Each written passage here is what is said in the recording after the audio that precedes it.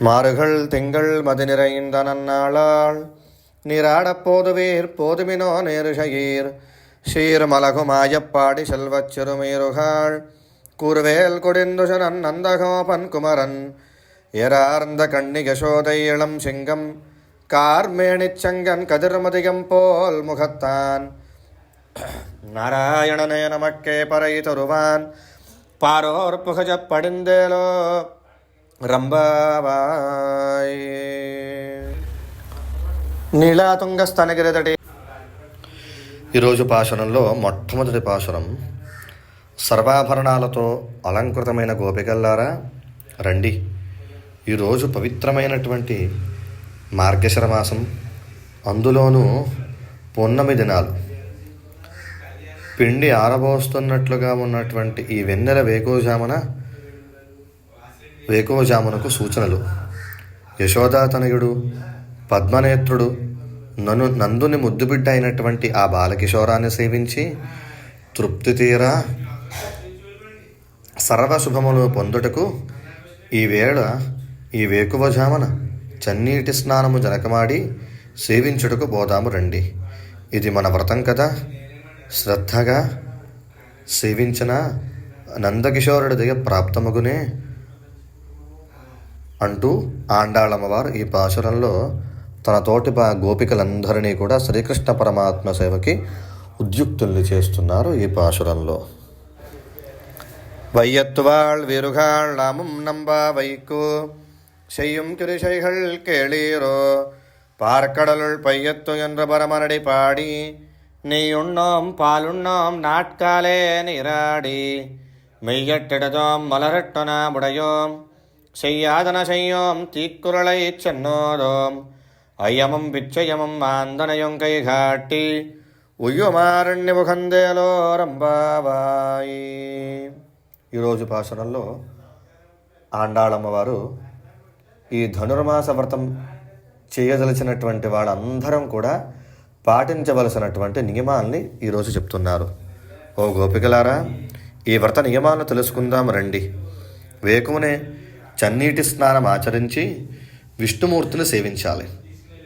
ఈ వ్రత సమయంలో అలంకారములు చేసుకోకూడదు, చెడ్డ పనులు చేయరాదు, పొరులను నొప్పించరాదు, పేదవారికి దానాలు చేయాలి.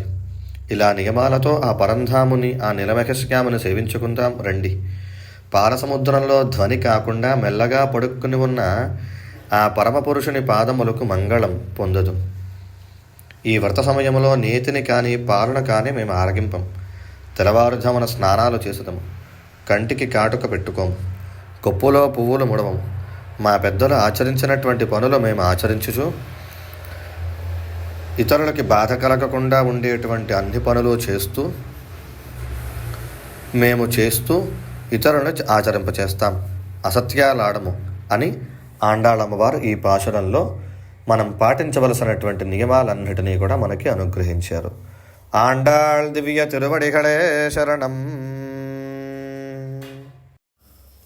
ఈరోజు పాశురం 3వ పాశురం. ముందుగా పాశురాన్ని అనుసంధానం చేసుకుని తర్వాత అర్థాన్ని కూడా అనుసంధానం చేసుకుందాం. ఆండాళ్ దివ్య తిరువడిగళే శరణం. నీళాతుంగస్తనగిరిదడే సుప్తముద్బోధ్య కృష్ణం పారార్ధ్యం స్వం శృతిశతశిరసిద్ధమధ్యాపయంతి స్వోచ్ఛిష్టాయాం సృజనగళితం యాబలాత్కృత్య భుంక్తే గోదాదస్కై నమ ఇదమిదం భూయ ఏవాస్తు భూయః. ஓங்கி உலகளந்த உத்தமன் பேர் பாடி நாங்கள் நம்பாவை குச்சாத்து நீராடினால் தீங்கென்னி நாடெல்லாம் திங்கள் மும்மாறி பெய்து ஓங்குபெரும் சன்னலோடு கையழுகள பூங்குவளை போதில் புரிவண்டு கண்படுப்ப தேங்காதே புக்கிரந்து சீர்த்த முலை பத்தி வாங்க குடல் நிறைக்கும் வள்ளல் பெரும் பசுக்கள் நீங்காத செல்வம் நிறைந்தேலோ రంభావాయి. ఆండాళమ్మవారు ఈ పాశురంలో ఈ వ్రతం చేయడం వల్ల మనకి కలిగేటువంటి ఫలితం ఏమిటి అనేటువంటి దాన్ని వివరిస్తున్నారు. ఈ వ్రతానికి ప్రధానమైనటువంటి ఫలం శ్రీకృష్ణ సంశ్లేషణం. అయినా దీనిని చేయటానికి అనుమతించిన వారికి కూడా ఫలితం కలుగుతుంది. బలిచక్రవర్తి నుండి 3 అడుగుల దానాన్ని పొందిన శ్రీకృష్ణ పరమాత్మ అత్యంత ఆనందాన్ని పొంది ఆకాశమంత ఎత్తు ఎదిగి 3 లోకాలను కొలిచాడు. ఆ పరమానందమూర్తి దివ్య చరణాలను, అతని దివ్య నామాలను పాడి ఈ దివ్య ధనుర్మాస వ్రతాన్ని చేసే నిమిత్తం మార్గళి స్నానాన్ని ఆచరిస్తే దుర్భిక్ష సమస్యలు కలగవు. నెలకు 3 వర్షాలు కురుస్తాయి. పంటలన్నీ త్రివిక్రముని వలె ఆకాశమంత ఎత్తు ఎదిగి కావలసినటువంటి ఫలితాన్ని ఇస్తాయి. పంట చేల మధ్యనున్న నీటిలో పెరిగిన చేపలు తుళ్ళిపడుతూ ఆనంద సమృద్ధిని సూచిస్తాయి. ఆ నీటిలో విరిసిన కలువలు చేరిన భ్రమరాలు అందరి మకరాన్ని గ్రోలి మత్తుగా నిద్రిస్తాయి. ఇవన్నీ సమృద్ధికి సంకేతాలే. ఇక పాలు పిరక గోవుల పొదుగులను తాకగానే కలశల నిండునట్లుగా క్షీరధారలు అవిరళంగా నిరంతరంగా కారుస్తూ ఉంటాయి.